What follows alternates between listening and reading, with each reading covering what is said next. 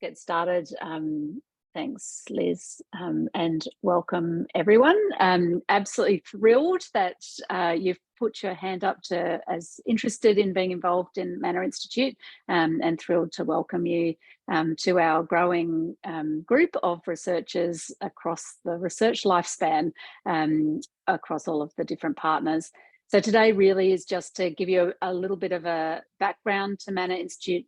Some of you might know a bit more than others, depending on how closely you've followed what we've been doing thus far, and then to obviously open it up and answer any questions you might have, or a broader discussion.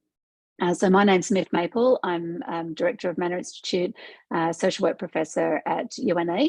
And I'll just introduce Liz Egan as well as the Project Manager for Manna Institute to start us off, and then we'll go through I've got a quick presentation to kind of work through where we're up to and what we're all about. So if I'll just get this over here. And sorry, I always have problems with this this desktop when I've got them both plugged in. I generally unplug before trying to share. Let me just show my very poor skills here. There we go. That should give us that now. If I give it that. Are you seeing the slideshow or the actual presentation? Oh, the slideshow. Oh, not the speaker notes? Oh, we see the speaker notes. Yes, speaker notes. Oh, why does it do that? You don't want to see that, because then that's a bit boring. Okay, let me just choose the other screen now that's come up.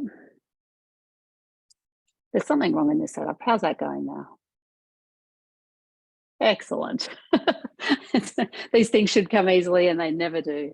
All right, terrific. So obviously Manna Institute, and let me start with an acknowledgement of country. Our acknowledgement of country has been co-designed by our First Nations representatives on Manna Institute. So Manna Institute respectfully acknowledges the First Nations peoples as the continuing custodians of this continent, and pays respect to elders past, present and emerging. The Institute honours their rich cultural heritage, beliefs and enduring relationship to the lands and communities in which we all live, learn and work. As Manna Institute is a virtual institute across a broad area, we were very keen to ensure that we had an acknowledgement that covered the geographic spread, as well as the cultural diversity across the areas that we all cover, not just within the Regional University Network, but obviously more broadly. We also have a broader population message about mental health and wellbeing, and this is obviously particularly important at the moment with the voice conversation and the impact on social and emotional wellbeing of First Nations people, and ensure that the guidance around the different support numbers that we provide on our website are appropriate for both First Nations people, but also generally across regional Australia. And so both those two things come up on our website if you've looked at that as well. So Manna Institute is a collaboration between the Regional University Network and 3 foundation partners. So all of you will be familiar with the Regional University Network, given that you are all from one of these institutions. And our foundation partners in Everymind, Lifeline Direct and ANU's Centre for Mental Health Research. So we did have additional supporters in the Centre for Mental Health, as Centre for Rural and Remote Mental Health, when we put in the grant application. However, they were defunded not that long after we were funded, so that many of those people still remain involved, but not through, I guess, the same organisation that they were with previously. I've just given you here, and I don't know how clear this will be, but this is our governance structure, and I think it's really important to preface anything about Manna Institute with the governance structure. Obviously, in each of your institutions, you kind of know where your research strengths are and where research sits within the institution, and where your reporting lines are and all of that. Because we sit across 7 universities, it's obviously really important that we're well embedded within governance across each of the universities. And so our highest level of governance through our project leadership group is with each of the DVCRs from each of your universities. That group is chaired by the UNE Deputy Vice-Chancellor, Professor Chris Armstrong, and that's because UNE was the lead university who put in the application, but it's a very equal group there.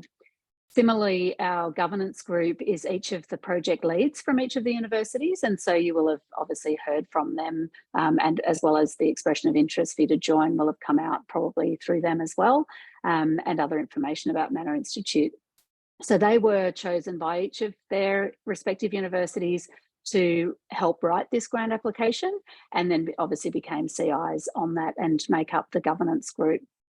In addition to the university representatives on each of those groups, we have our First Nations representatives and people with lived experience of mental ill health who live in regional and rural Australia.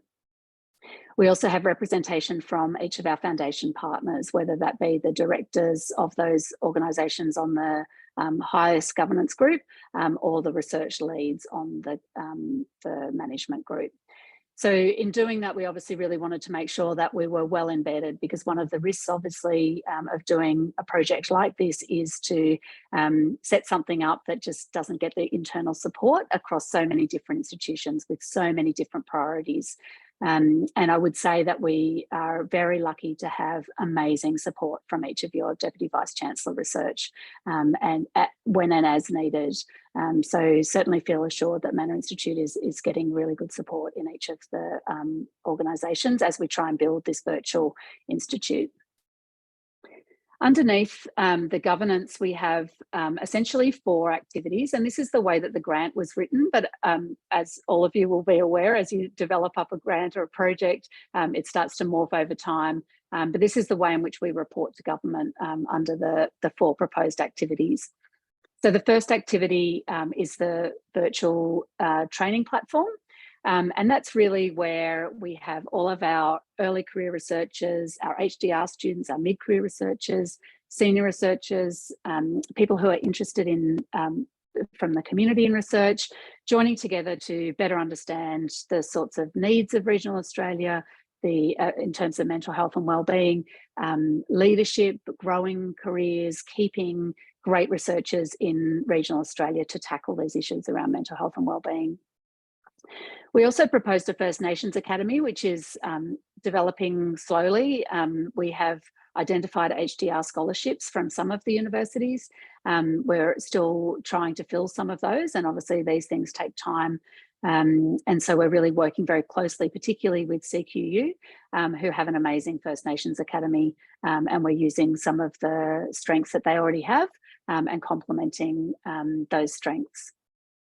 There's also a training and micro-credentialing component to Activity 1, and that's really about upskilling our current researchers in areas that they might be interested in things like co-design, evaluation, also for community members who might be more interested in understanding a bit more about mental health and wellbeing in regional Australia.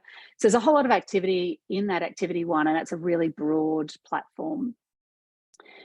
The second activity or area of the Institute is kind of the doing, or the workhorse type project part of the Institute. And under that, we really look at the socio-ecological model of issues to do with mental health and wellbeing in regional Australia. So those 4 topic areas will come of no surprise to any of you. And I will talk a little bit more about those in a couple of slides as well. We're also developing a community data asset, and through this, it's really come from the needs of our partners to think about the ways in which we can better use data to inform service delivery, to inform evaluation, to inform new trials or projects, to be responsive to community needs. We also have an embedded evaluation using the FATE model under that Activity 3, and the FATE model I will talk a little bit more about as well, which is the framework to assess the implementation and translation of research, and we're partnering with the Hunter Medical Research Institute there. The fourth activity area is around stakeholder engagement. So one of our main goals is to be sort of the go-to for regional mental health research and training. And so we obviously need to have a really strong presence in terms of our stakeholder engagement, in terms of our social media and the way that people are informed about what we're doing and the evidence that we're developing. And obviously that's also really key to two-way engagement, because we want to be informed well by the needs of the community, by service providers, by people with lived experience. And so the best way to diagrammatically show that to you is through this Venn diagram, which really demonstrates this collaborative space that we're working in, where we bring research to the table. Our industry and service provider partners bring their perspectives to the table and their priorities. Our lived experience and community members bring their experiences and priorities to the discussion. And through that, we're looking at how do we develop new solutions? How do we improve mental health in regional Australia? And how do we build mental health research workforce capacity and trajectories?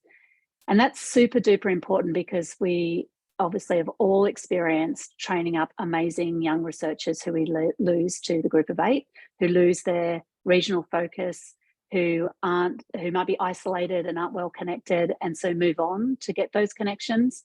And here we're able to, across the 7 run universities and our partners, build networks for younger in terms of their career, not necessarily younger in terms of age, research trajectories. How do we keep people enthusiastic and engaged in these issues and staying where they are, whether it be in a remote town or whether it be at one of our campuses, or whether it might be in a metro centre, but their passion is regional topic areas.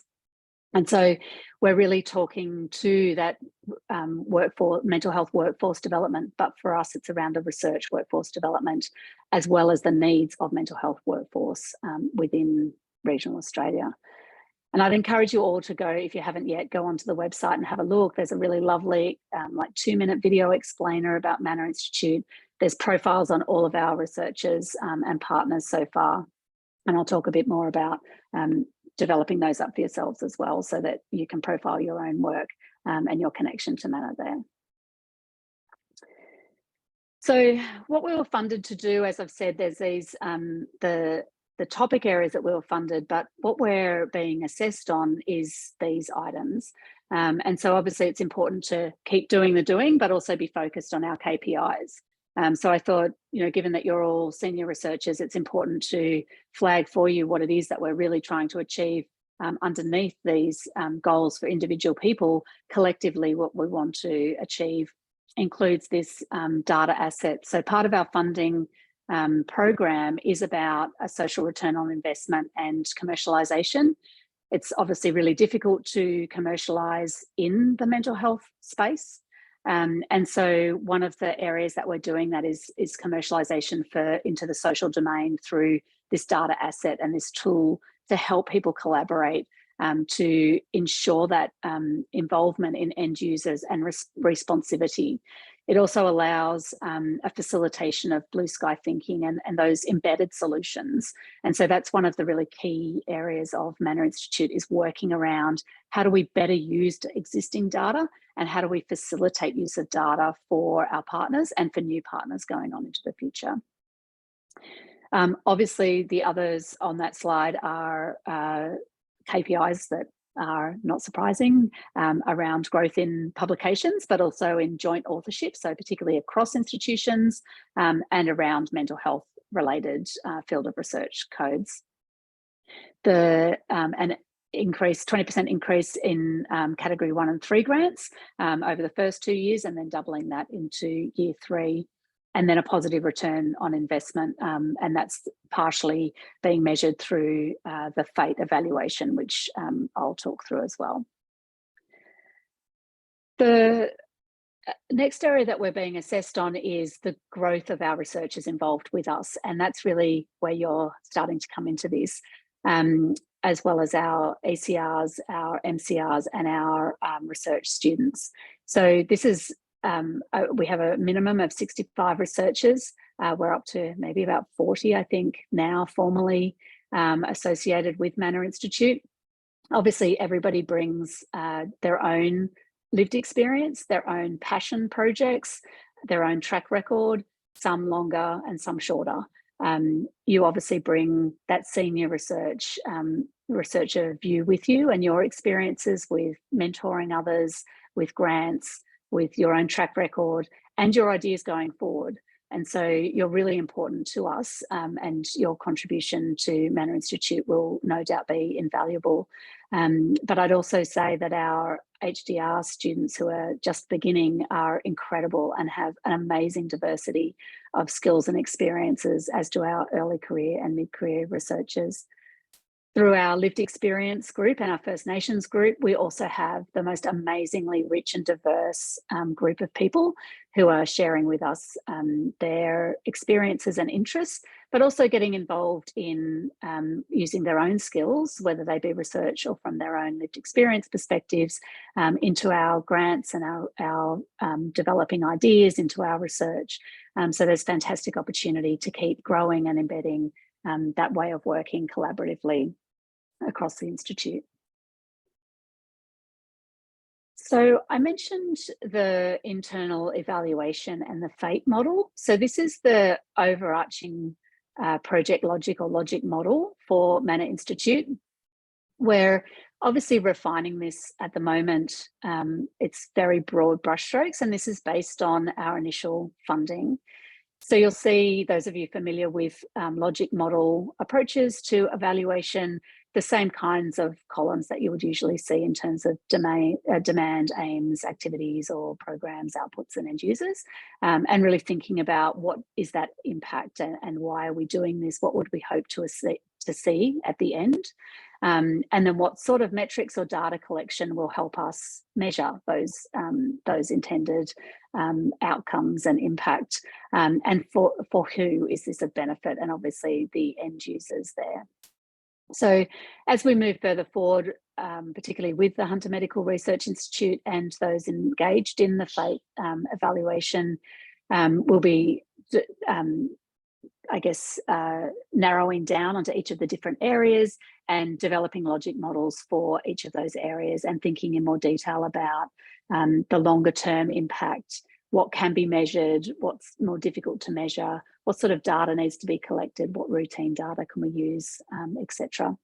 So that's really, really high level there for you. And you'll see there that across the top is this co-creation with our stakeholders and our end users that we're really engaged in, as was demonstrated in the Venn diagram.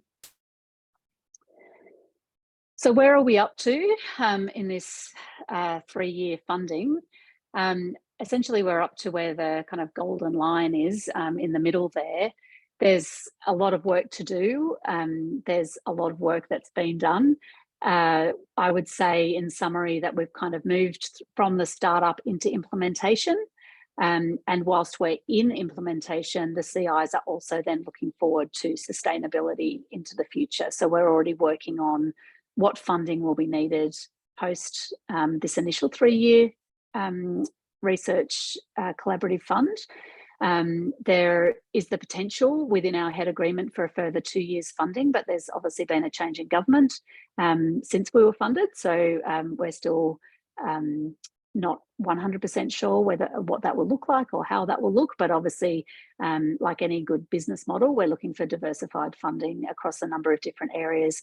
Obviously grant funding for specific grants, but also for our core funding to keep us going across all of our institutions into the future and into a sustainable virtual institute. So you'll see that we've, if running down that left-hand column, that we've launched, we've recruited people, we've put out some seed funding to those grant-funded people. We're starting our HDR community of practice. We're working with HMRI and the University of Newcastle through their Emerging Researchers Network and building our researchers network through doing that. We're getting our people together face to face, and you will have received some information about our strategic planning days if you're able to get there. You will all have experienced the isolation of working in regional areas, and obviously that's tricky for our younger or more junior researchers. So bringing people together helping them to network and get to know each other really helps build those networks quickly so that they're working together and achieving their goals and the collective goals more quickly. You'll see as we're moving on that we're moving more, obviously doing more of the engagement and more of the doing. But certainly where we're up to right now is where you are. So additional researchers joining us. So that's really important and, a really key milestone for us. And again, I'd like to thank you for putting your hands up, so willingly and with enthusiasm. We've started to map out where your strengths are based on the EOIs. We've in our Teams folder, which you'll all have access to, has a kind of matrix where we've started to map that out and to help link people back and forth with each other, as well as these other more formal ways of linking each other as well. So I talked a little bit earlier about how we put our grant application together essentially within a socio-ecological model. So that's the darker column on the left-hand side, so around workforce, individuals, community, environment. Through our expressions of interest to our early career researchers, our mid-career researchers, now you as our senior researchers, the HDR students that we've recruited, and across our lived experience and First Nations representation, we really have strengths across 4 areas. There's other emerging areas, definitely. So what we're trying to do is think about how do we best marry these areas of strength that we have, the needs in terms of emerging areas. For example, in environment, we've got an emerging workforce area, but how do we think about this across the research areas where we have real strength?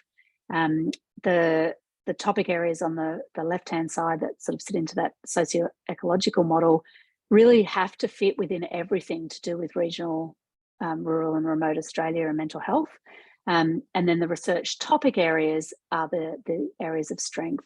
So we're really trying to marry these things and think about this matrix at the moment as we start to build up who we have working in different areas, what teams are already working on aligned areas, how we might value add, and then what are the strategic next goals to value this new network and these new ways of working together. And that will be a really big topic of our strategic planning in August at the Gold Coast. So in terms of your roles, and this obviously came out in the EOIs, and we asked you about what your areas are so that we can start to make some of those links. But just to, at that kind of really high level, what we really want is that kind of giving back. And particularly as you are all at level D or E, you're all already giving back in terms of your mentorship, whether that be through supervision of students, whether it be through informal mentorship, giving seminars and workshops, networking, people with others, joining, linking, and then also obviously through participation in grants and publications, reviewing. I put in there the MRFF Million Minds, which obviously has just been announced in the last couple of days. It's a perfect example of how we can pull together teams and strengths. And we now have a much stronger way of articulating the research environment than we had previously, because we can have that underneath this banner of the Manna Institute and this regional collaboration. So it adds strength to your applications, and it adds strength to our junior researchers who are putting forth and leading on projects as well. And there's a myriad of other roles that you might choose to have as you get more familiar with our ways of working. So some practical information. I introduced you to Liz Egan, our project manager, and Ruthie Rule, who you probably have already had contact with as our project officer. Both are fantastic human beings and always available for questions or to point you in the right direction, problem solve. We do have a generic Manna Institute email address, which goes to Liz, Ruthie and myself. So if you're not sure who to contact, feel free to use that. Similarly, any of us will just forward on your email to the appropriate person or contact via any other means. So that's our office. Obviously, we're really, it's key that we have that project management office to keep us going and keep us coordinated. get everything organized, all of the social media, anything that you do that you want to have flagged on Manna Institute, feel free to tag us through our social media or send it on to Ruthie, and we can obviously facilitate that being posted across our social media as well. We send out a monthly newsletter, which some of you might have seen or now be receiving. And that's another great area for us to profile projects you're working on, recruitment that you're looking for, what you're hoping to achieve, any sort of way in which you want to further engage in the mental health space in regional Australia. Any way we can help facilitate that and link in with our partners, or bring new partners to the table as well. We'd love to profile you through our website and through our socials. We'd love to do that through a really brief, like maybe 2 to 3 minute video where you really talk about your passion area for rural, regional, remote mental health. Obviously, you all have really broad areas of expertise, whether it be content area or methodology or mentoring or whatever it might be. But if you can narrow that down into a really engaged 3 minute video, it's a great way to really excite our other researchers, but also to give them an idea about why they would contact you, and what you're giving to Manna and why Manna is important to you, and really focusing on that regional perspective to do with mental health, because obviously some of you that's your sole focus, others of you it's some of a broader focus that you have. I mentioned our strategic planning days, so the 28th, the evening of the 28th, the 29th and 30th in the Gold Coast. We'd love to have you join us, and you will, I think, will have received information about that already. If not, reach out obviously to the project management office. You will have also all been added to Teams. So some people love Teams, some people hate Teams. We're using Teams. So we had to make a choice, obviously. If you're not at UNE, most of our people have found it easier not to use your desktop or laptop app for MS Teams, but rather to log in through Teams on the website, because you're going to have multiple Teams open, so you can still have your own home university Teams open without going in and out of Teams, but you can have the Manna Institute Teams, which is obviously under UNE, open as well. So that's seemed to be a little bit easier for people. Some people have no trouble. It will depend on your university, and sorry, Charles Sturt University people, you seem to have the most challenges, so just flagging that for you. What you'll find in there is a whole lot of information about all of our researchers, the brand toolkits there. We'd love you to add the Manna Institute branding to your email signature and any other of your socials, however you like. The PowerPoint, everything is there. Please feel free to use that and add it to your home institution's letterhead in any way you like. We'd absolutely love that. Obviously, the more that we can get the name out there, the better. And brand recognition is obviously one way to do that. You'll find all of the contact details, and you'll see it's a really great way to just share information about projects that you're working on, or highlighting maybe some of the work your students are doing. On the topic of students, if you have HDR students, honours students who are working in, or recently graduated students who are working in regional mental health areas, we'd love them to join our community of practice. They don't have to be a Manna Institute higher degree research student funded to join that. So please let Ruthie or Liz know, and we can forward their details on so that they can get involved in that too. Another great way for them to build their networks. So yeah, please consider that as well. And we're happy if they're honours students, Masters by Research students, or PhD students, even some capstone students that would be appropriate for, particularly where they're looking forward to a research trajectory. So keep that in mind there as well. So that brings me to the end of the slides that I had, and hopefully I didn't go through that so quickly that you're all in a whirlwind and I'm out of breath. But I'd love to open it up to questions that you might have, any points of clarification, or comments that you'd like to put forward to anything that I've said so far. Oh, and one last thing while you're all thinking or trying to get your mute button off. Manna Institute, the name Manna is after the manna gum, and there's an explainer about why we're called Manna Institute on our website.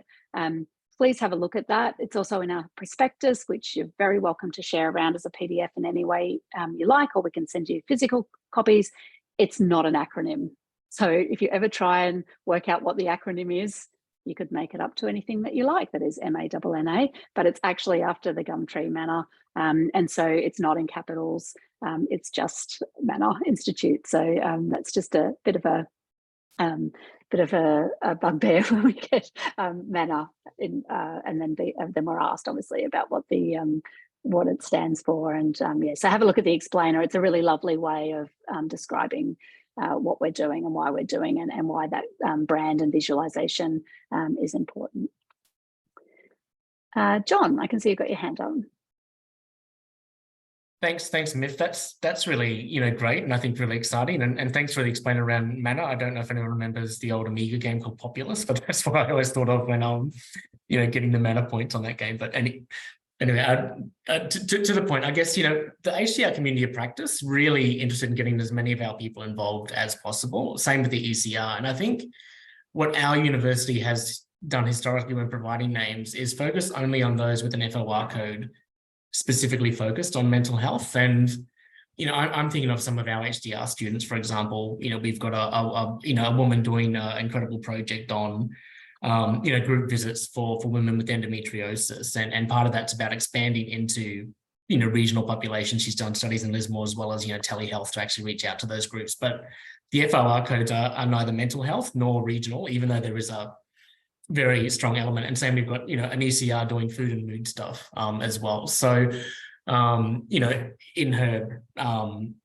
in her broader food as medicine kind of nutritional psychiatry space. So just interested to know what the requirements around that kind of stuff might be for putting people forward, because I can see a lot of people in our centre and our faculty really valuing from this and really adding to Manna, but I don't know what the cutoff might look like.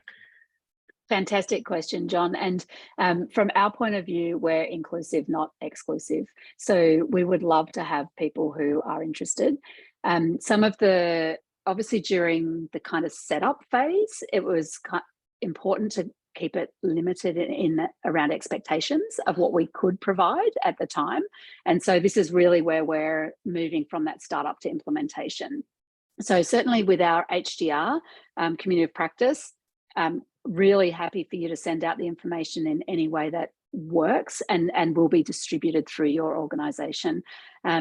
The early career and mid-career researchers and the leadership training package that is being developed for them and that they're working through, they're the group that have been bought out. So they have some buyout from teaching. So for ECRs, it's 0.4 and MCRs is 0.2. ECRs are 2 years, MCRs 1 year. We'll open that up to the next cohort, and that's kind of more a cohort-based approach. But certainly there's nothing stopping others to put their hand up and say, I want to be involved, so that we have that constant list growing and being more inclusive. But certainly with the HDR students from the get-go, the ECRs and MCRs probably a month or so away, as we're starting to work out what does the next cohort look like. And as our MCRs move from their funded MCR time into their continued involvement with us beyond that, and that's obviously developmental trajectory for them as well. But yeah, definitely this is about inclusivity. And I know certainly in my experience over time, there's been lots of initiatives that have come and gone where it feels like you can't kind of get your foot in the door and you might miss out on information, and different ways that different institutions work means that information is shared differently. And that's never an exact science for sure across universities. So really happy for you to share that information. And even if it's just building at the moment our contact list as we're building, definitely inclusive in this situation. So fabulous question. Thank you heaps for that. And any suggestions on how we can better improve that beyond FOR code, if that's how it's happened at your university, that would be great as well. I know, for example, at UNE, we have a faculty of health and medicine, so a lot gets pushed out through that faculty, but how do we include our ECR comes from a different faculty, and in fact our strongest ECR applicants were from different faculties. So we, making sure that that information does get out across more broadly has been super important for us as well. And yeah, working out those ways of communicating. Miriam. Yes, thank you. Thank you so much for the great introduction. So that was very, very useful. My question is about the grant application. So, so can you actually just explain about the process that you follow for a grant application like MRFF? So would you invite someone to be part of that application, or how would you actually deal with the whole process? Yeah, another great question. And some of that's been difficult actually, because we're working across so many different institutions and different teams. So some people have established teams where they can leverage having a stronger research environment, or adding some more strength by adding another researcher from another institution that perhaps they had some links with, or somebody new or more junior is bringing links, so that there's still track record. We obviously, the application is going to go through the home institution of the lead CI. So we can facilitate networking for that. We do want to know whether somebody is mentioning Manna Institute in their grant application, because that's obviously one of our KPIs, and we can show that growth. But also it's about building those teams, and that takes some time, as you no doubt are well aware, and to have a strong team requires that longer trajectory. So how do you work towards that over time? We have funded some seed grants to help with that, and we're also looking to fund GrantEd, who's one of the commercial operators helping with support for competitive grants, where we can see really aligned grants developing amongst us. And that might not go in this year, it might go in next year, because there'll be some initial work to do to build up some of that track record as well, if that doesn't exist already. So there's a few different ways, and it's worked in different ways for different groups. Where it's been tricky is that when an announcement comes out, and if it's a short turnaround one, there's been kind of a lot of horse trading, might be a good way to put it. And so some of our ECRs and MCRs really want to get on grants, not surprisingly. But each of their CIs have been working really closely with them around a 5-year plan, so that they know if they're putting their hand up to say, I want to get involved in that grant, that it does actually fit with their track record as well, because we don't want to set people up to fail where they might be on a whole heap of grants that one ends up as a kind of messy trajectory as well, and a messy track record, or that they're overstretched and that they can't actually fulfill what they said they were going to do. So we are trying to work out sort of systems that can be flexible, but also help facilitate our individuals reaching their 5-year goals, but also providing broad opportunities and from that inclusivity standpoint. So some of that is still a work in progress, and would love feedback from others and experiences of how others have navigated that as well. The second point, just maybe to flag with you as well, is that the way that we're harvesting information to report is actually through each of your research offices.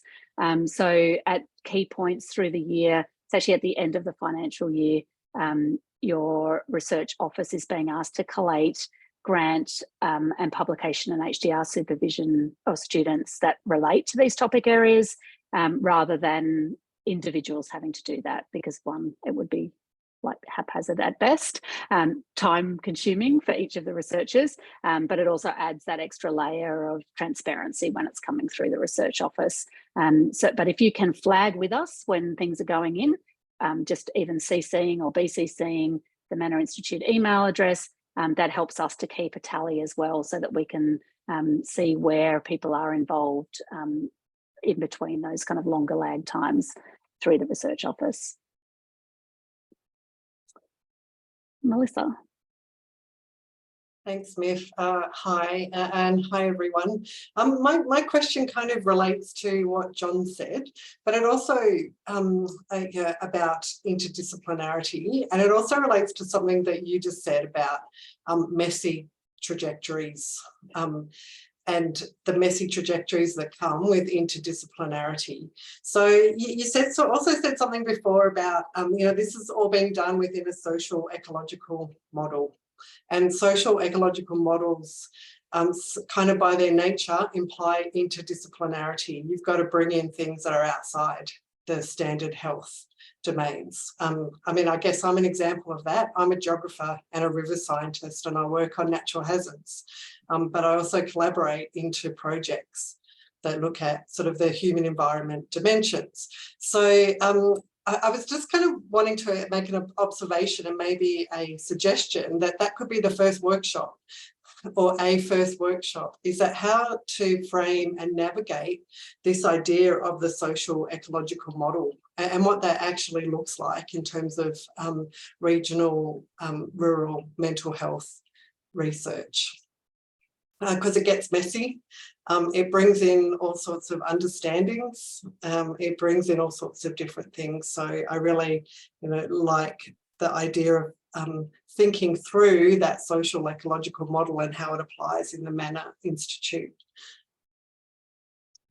Thank you. And I love that you've just put your hand up for that, Melissa. So yes, it is so messy and it's so time consuming. And that's where I think we have a real opportunity here with our initial funding to say we can take the time to do this properly. Often we're rushing to try and put things together, and it doesn't allow for that time, and it doesn't allow for the maturing of both the narrative of how we work and the messiness and the changing environment that we're all working in as well. And so the way that we're trying to put together the seminar series is around, as you've suggested, trying to tackle through some of these issues. So rather than, here's this person, they're going to present for half an hour and maybe some question answers type approach, more of a panel around how do you do this? How do you tackle some of the barriers and the challenges, and how do you leverage the commitment and the way in which regional Australia is different? And so that's certainly the sort of the underlying foundation for the way that we're trying to do the seminar series. The first few of those are being scheduled in to start, I think, the end of this month or early next month. Yeah, August 10th. August 10th. And so, yeah, so I think we have the first two. So maybe the third one could be on exactly that topic. And you might also be interested, Melissa, particularly coming, and that's why I love the diversity of the people that have put their hands up to be involved, is very much around how do we bring in those different perspectives so that we're not sitting in our own echo chambers. And that's certainly why we've, in our governance, we've got that really broad view all the time. Our service providers and community partners are questioning why our priorities are what they are, how we're responding to issues that they see on the ground. And I think that adds to that complexity and that messiness and that time that it takes. So yeah, we'd love to look at scheduling you. We've got another fantastic international expert as well, who's exactly in that same kind of tension space. So we might be able to put together a really nice panel there. So we'd love to follow that up with you. Thank you. I'm just noticing a couple of people have to leave, and totally understand that as well. So please feel free to leave as you will, and we'll make the video available, obviously, and we appreciate this is over your lunch break. But thank you for your attendance, those who need to leave early. Warren, I see your hand up. Yeah, thanks, Myf. Just so I guess it's more a kind of a structural question. You had in one of the slides those kind of four areas. So the one we had the matrix across the top and the bottom, so it was like child, youth, family, suicide prevention, physical health. I can't remember what the third one was. When I've looked at the skills list that Liz has sort of updated in there, I can sort of see people who are, align in particular areas. Is there a likelihood that across each of those four areas there's going to be some leadership within those, or is it more a case of here's the virtual thing, you create this yourself? Like, can you just explain that a little bit? Yeah, so fabulous question. So the areas, four broad areas down the left, which essentially are the socio-ecological component with workforce, they're what we proposed. And then as we've had people join, there's obviously more strengths in some areas than others. we want to make sure that in each of those areas, we continue to think about that broad messiness of the socio-ecological and the workforce needs. So, for example, in child, youth and family, we've got a lot of people across a lot of the different universities and across our partners who are really interested in that space. Some have, more interest in young people, for example, and some in children, parenting dynamics, etc.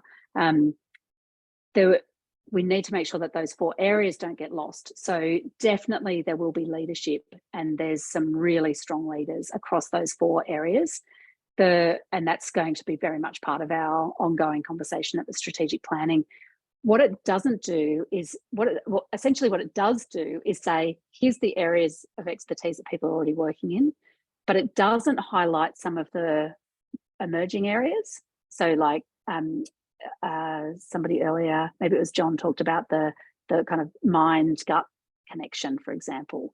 That might be an area where we have a few people who are sort of dabbling in starting that up, but it hasn't really made it to the list because there's not a density. And so how do we then say, here's our leadership areas, and people can get involved in that, but there's also the emerging areas. So we need to be, that balance is still where we're at, and defining who the leaders are, because we obviously have people who are funded in Manna at the moment who can take on some of that leadership. But because we're also about building research trajectories, we want to make sure that our MCRs and ECRs and then the current research students are building up into leadership roles there as well. So that was kind of a long way to answer the question. Is it's a bit, we're getting there, and a bit we've got to keep looking at those trajectories and stay true to what we said we were going to do without doing more of the same.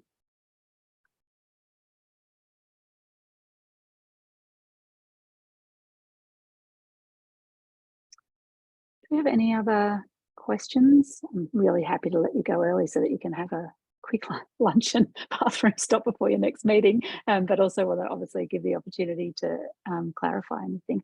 So, yeah, I've got a question. Back to the grant thing again. So obviously, I'm sure most of us, many of us, all of us are pretty excited about the latest MRFF Million Minds that came out and actually mentioned rural and remote specifically in one of the categories.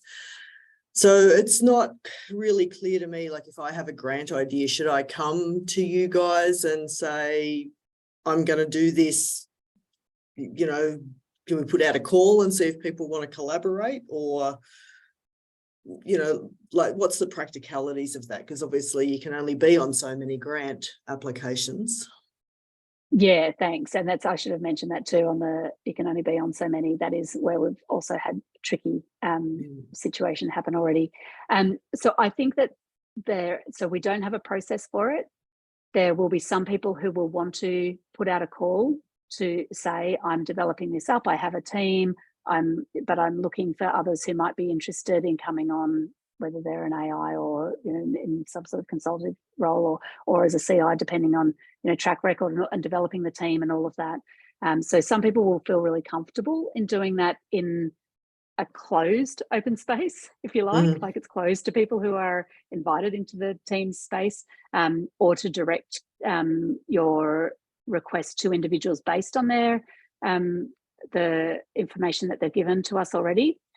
Others won't be so keen on that, on doing that, and obviously those who might feel that their IP might be in jeopardy, or that they don't want to share that early information.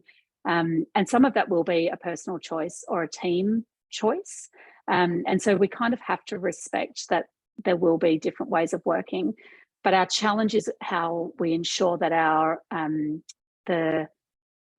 everybody feels that they are getting a go, I guess, to put up their hand, but also not then spread too thin, or in a situation we did have, having to pull out of an application sort of at the 11th hour because they realised that they were not meeting that they were overcommitted. So it's a little bit difficult to give you an exact answer on that, because I think it will depend. We want to ensure that we're putting in some really strong applications that best leverage our people. So there is about 4 flagship grant ideas that we already have some track record in, some developmental work being done in, that will very likely go forward in this grant round.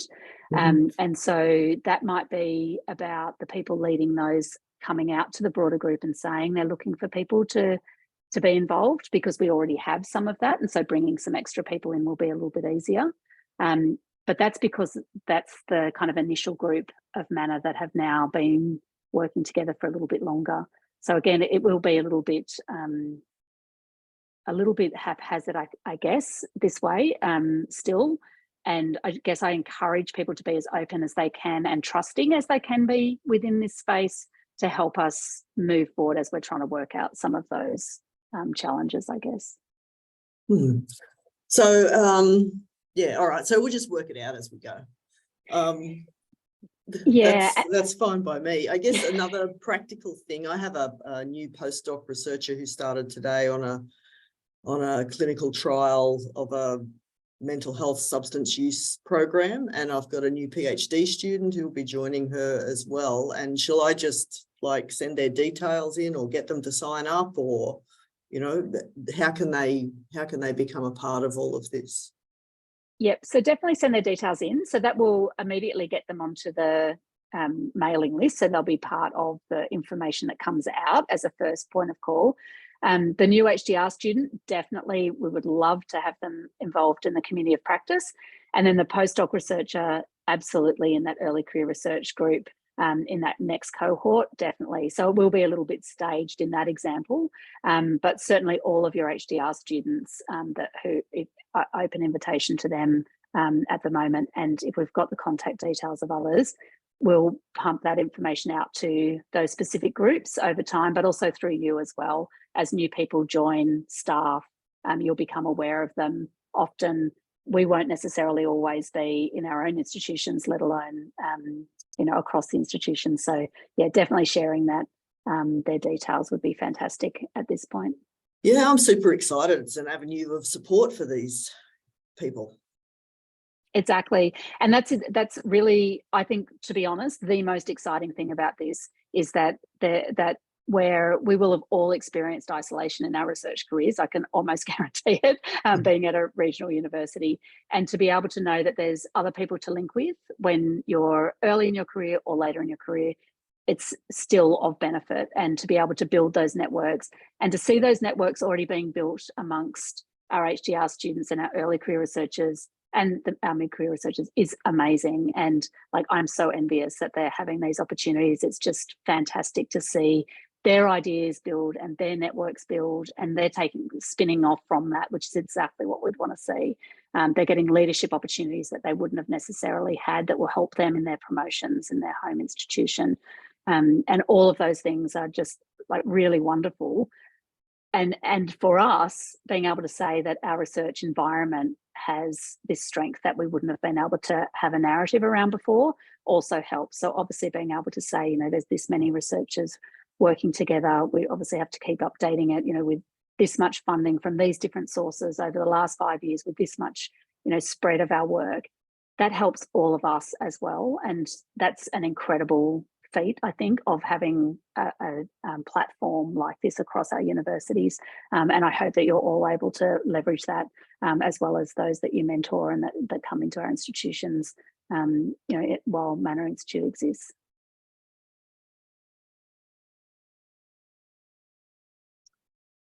So any last questions? We've come to the top of the hour.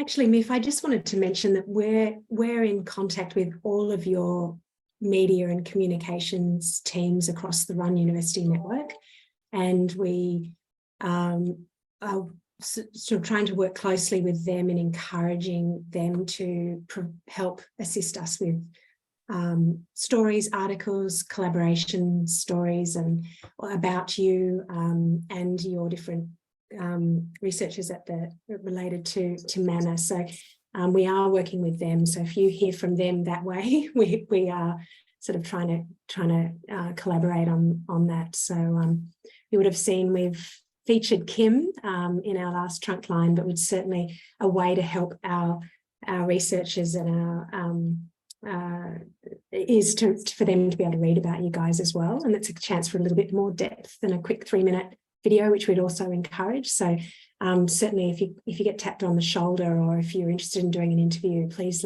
let us know. We've got a great person on board, a content writer who would interview you for this as well. But we are certainly working with your comms teams.